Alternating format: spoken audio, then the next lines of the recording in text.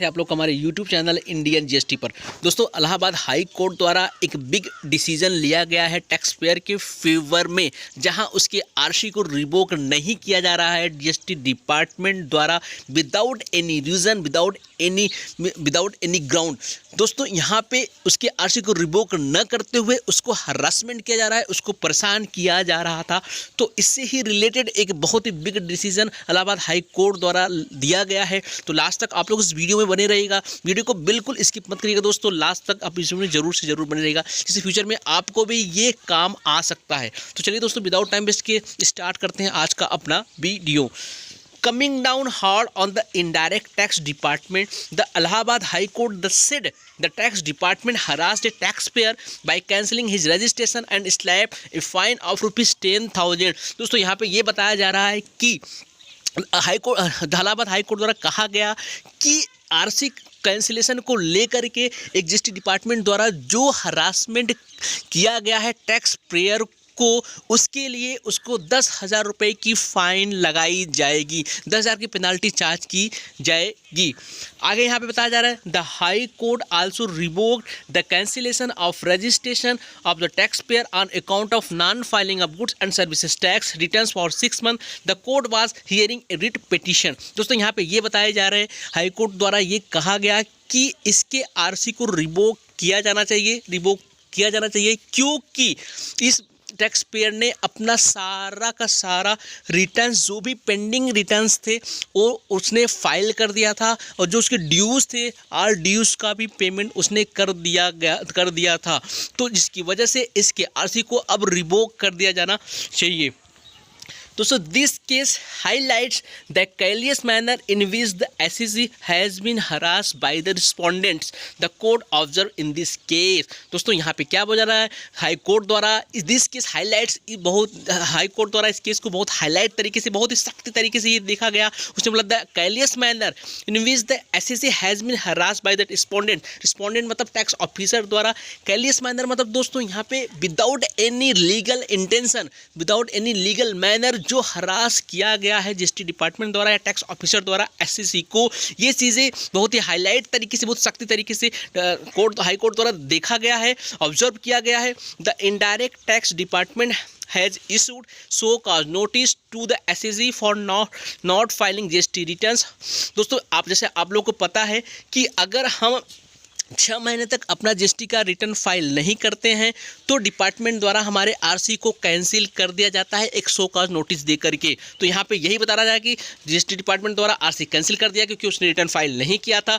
However the tax department later accepted that the returns were filed and no dues were pending. बाद में जो tax payer था उसने अपने सारे रिटर्न को, पेंडिंग रिटर्न को फाइल भी कर दिया, अपने सारे ड्यूज को भी पेमेंट कर दिया। इस बात को डिपार्टमेंट एक्सेप्ट भी कर रहा है। The tax department later accepted that the returns were filed and no dues were pending। ये बात को एक्सेप्ट भी करा है कि सारा जो भी पेंडिंग रिटर्न्स था, जो भी उनके ड्यूज था, पेंडिंग ड्यूज था, और जो भी पेंडिंग रिटर्न था, वो सारे के सारे टैक्स पेयर द्वारा फाइल कर दिया गया है, ड्यूज को भी पेमेंट कर दिया गया है। इस बात को एक्सेप्ट करते हुए भी उसने क्या किया, एक सो कॉज नोटिस इशू कर दिया टैक्स पेयर को। आगे देखिए, the so cause notice was completely vague and did not even point out as to what ground the reply was proposed to be solved। The petitioner appeared and apprised that all the returns have already been filed।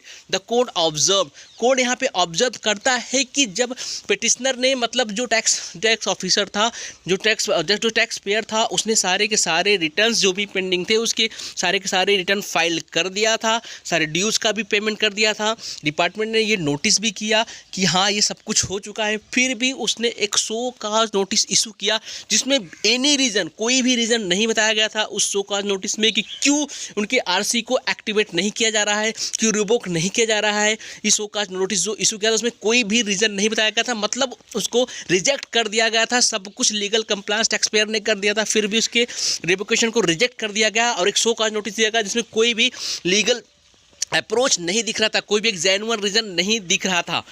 Then the court also asked the tax officer to pay rupees 10,000 in view of the specific finding records above to the effect that the petitioner was unnecessarily harassed। दोस्तों unnecessary जो harass किया गया है department द्वारा या tax officer द्वारा tax payer को without any verification, without किसी रिकॉर्ड को वेरीफाई किए जीएसटी के पोर्टल पर उन्होंने जो हरास किया, परेशान किया है टैक्स पेयर को, उन्होंने मतलब कहने का मतलब ये है कि जो टैक्स ऑफिसर है उसने प्रॉपर वेरिफिकेशन नहीं किया, जीएसटी की पोर्टल पे प्रॉपर डेटा को, रिकॉर्डेड डेटा को उसने वेरीफाई नहीं किया, उसके बदले उसने शोकाज नोटिस इशू करके क्या किया, टैक्स पेयर को हरास कर रहा, परेशान जो किया है, उसके लिए यहाँ पे बताया जा रहा है the writ petition is allowed with a cost of ₹10,000 to be paid to the petitioner within 30 days by the respondent. मतलब टैक्स ऑफिसर द्वारा 30 दिन के अंदर 10,000 रुपये का पेमेंट किया जाएगा टैक्स पेयर को फ्रॉम हिज ओन सैलरी,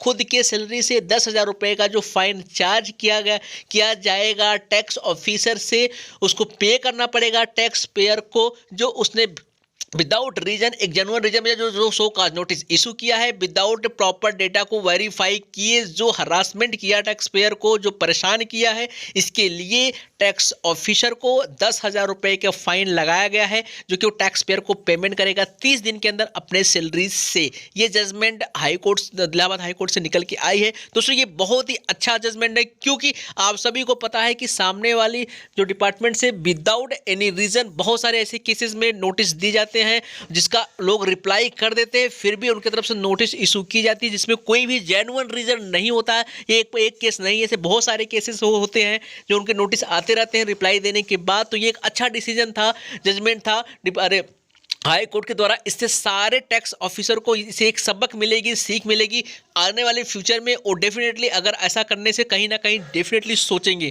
तो दोस्तों अगर वीडियो हमारी अच्छी लगे तो हमारे चैनल को सब्सक्राइब करना बिल्कुल मत भूलिएगा और लाइक भी कर दीजिएगा और शेयर भी करिएगा। तो चलिए दोस्तों, जय हिंद, जय भारत।